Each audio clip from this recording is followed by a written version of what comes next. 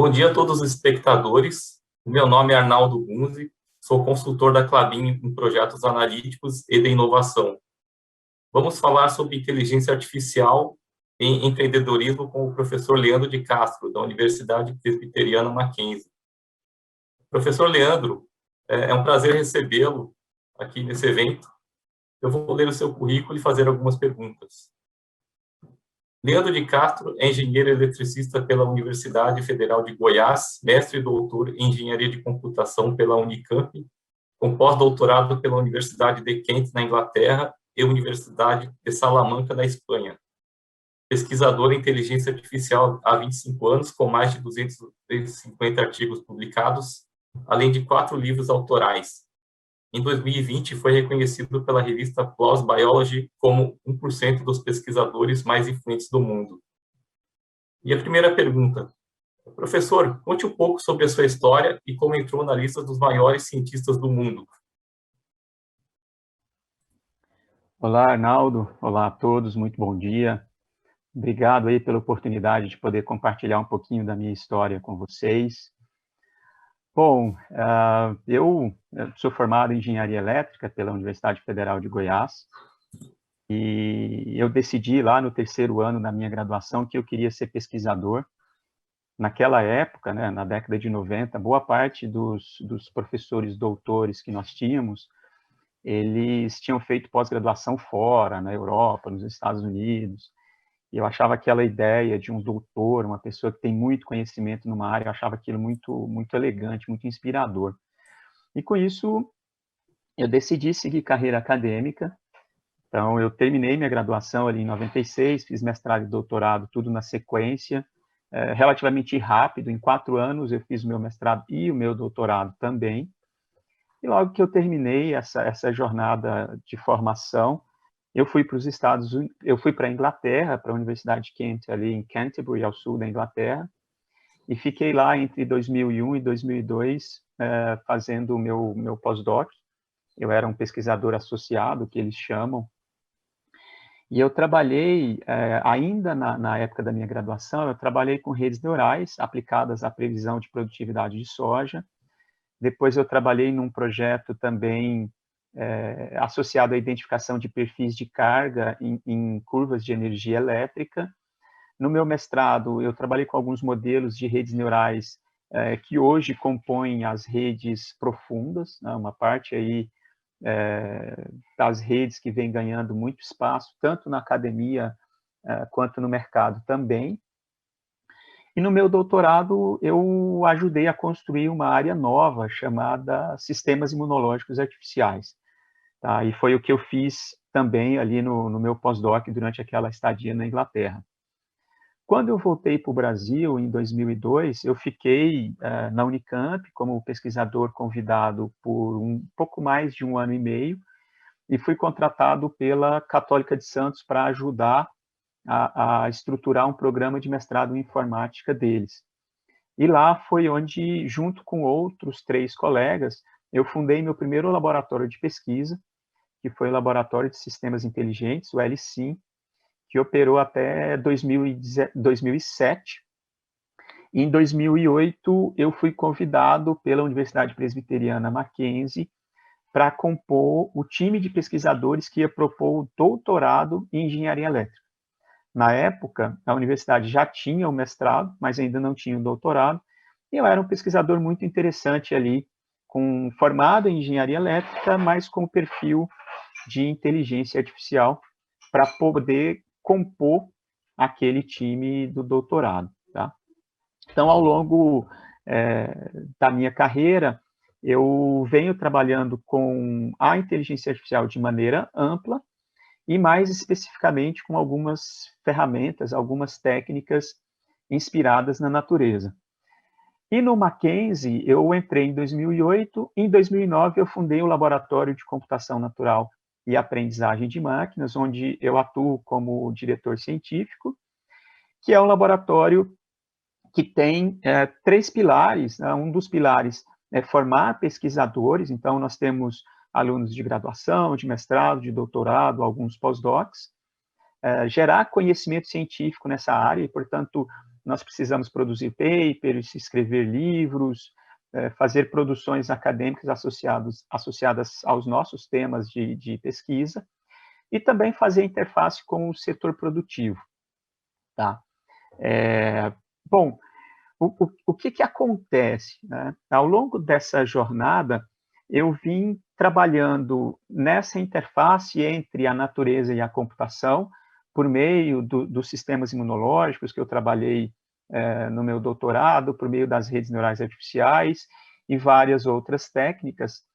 E ao longo dessa carreira, dessa trajetória, eu trouxe algumas contribuições bastante relevantes, incluindo o primeiro livro-texto sobre sistemas imunológicos artificiais produzidos no mundo. Ele foi publicado pela Springer em 2002, e depois, em 2006, eu lancei o primeiro livro-texto sobre computação natural do mundo também, publicado pela CRC Press, lá, que é uma das subsidiárias da Taylor & Francis. Tá? E essas duas contribuições acabaram ajudando bastante a alavancar a minha carreira, o meu posicionamento acadêmico. Professor, conte um pouco sobre o seu lado empreendedor e como isso se encaixa na vida acadêmica. Essa é uma questão bastante interessante também, porque o Brasil não tem muito essa tradição de transformar ciência em tecnologia, e o que eu fiz em 2006 foi o seguinte: eu estava um pouco incomodado com esse conceito que a gente ouve muito falar, né, de tese de prateleira, de pesquisa científica que acaba não impactando a sociedade diretamente, né, porque ela tem um tempo de maturação realmente mais longo do que uma pesquisa aplicada. E eu também tinha a necessidade de fomentar o meu laboratório de pesquisa, na época o LSIM. E com todo esse contexto, eu falei, poxa, vou empreender. Eu entendo que é um caminho interessante para a gente poder fazer essa interface entre o que se produz na academia e as necessidades do mercado e da sociedade. E eu convidei alguns colegas para empreenderem comigo uma startup que tinha como objetivo aplicar técnicas de inteligência artificial em problemas reais do mercado. E nós ficamos em torno de 3 anos ali atendendo empresas de diferentes segmentos, fazendo projetos, atendemos terminais de containers, atendemos empresas ambientais, atendemos empresas de logística, siderúrgicas, então fizemos projetos para diferentes tipos de companhias, e em 2009 para 2010, a gente resolveu construir o nosso primeiro produto, que era um sistema de recomendação para comércio eletrônico. Na época, esse produto foi chamado de Tuilux. 2 anos depois, nós pivotamos e a gente criou uma solução para TV social, que essencialmente capturava informações sobre TV nas mídias sociais. A gente buscava informações sobre as emissoras e sobre os programas, e a gente construía um dashboard analítico que permitia a gente ter uma visão qualitativa e quantitativa da audiência de TV. Depois, em 2016, eu saí dessa segunda operação em 2014, e em 2016 eu criei a Axon Data, que é a startup que eu estou envolvido nela até hoje, que é uma empresa que desenvolve tecnologia analítica. Mais especificamente, a gente tem uma plataforma de Big Data que permite os nossos clientes e parceiros construírem soluções baseadas em dados, tá? Com aplicações em diversos contextos, recomendação, aplicações preditivas, detecção de falhas. Mas o interessante disso tudo é que eu nunca saí da academia, eu nunca deixei de ser pesquisador.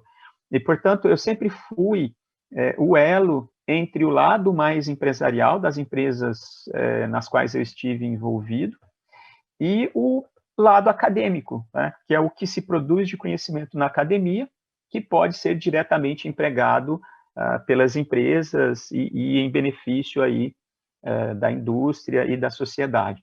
Tá? Então, ao longo de todos esses anos, eu venho fazendo esse trabalho realmente de conectar essas duas pontas.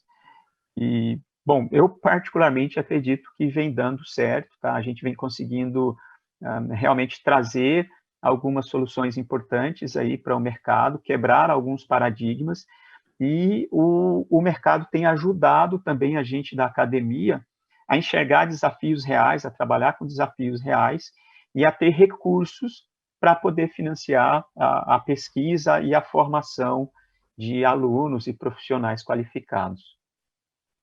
Ok? Trazendo um pouco aqui para o universo da Klabin, aqui na empresa nós temos vários trabalhos que envolvem inteligência artificial. E vou dar alguns exemplos aqui: roteirização, despacho dinâmico de veículos na área florestal, algoritmos de otimização de corte de bobinas e de chapa de papelão ondulado, reconhecimento de imagens através de drones, manutenção preditiva de máquinas a partir de sensores diversos, etc. Então, é um campo bastante vibrante. Uma última pergunta para fechar. Professor, você poderia dar alguns exemplos de inteligência artificial e computação inspirada na natureza? Bom, primeiro, falar um pouquinho sobre essa área de computação inspirada na natureza, que acredito que não é tão conhecida, né? Como eu disse inicialmente, a inteligência artificial, ela é uma terminologia, é uma área guarda-chuva. Nós temos muitas sub-áreas ali dentro, e uma delas é a computação inspirada na natureza. A ideia é bastante simples. Nós sabemos que há fenômenos naturais, há fenômenos biológicos que resolvem problemas diversos, tá?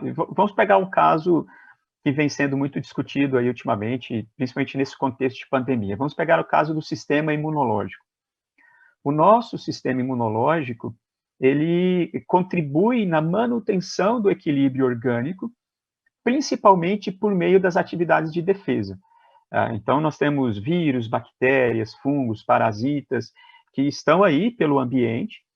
Nós somos infectados, né? Nós temos contato com esses agentes continuamente, e o nosso sistema precisa ser capaz de identificá-los e montar uma resposta efetiva contra eles. Tá? Então, esse é um dos papéis do sistema imunológico. Nós podemos usar essa inspiração para desenvolver um sistema imunológico artificial que seja capaz de proteger computadores, máquinas, qualquer tipo de sistema contra invasores, contra intrusos, contra, no caso dos computadores, contra vírus de computadores, tá? E as metáforas são muitas. Nós sabemos, por exemplo, que as formigas são capazes de encontrar o caminho mais curto entre o ninho e a fonte de alimentos, independentemente de quantas fontes de alimentos você tenha.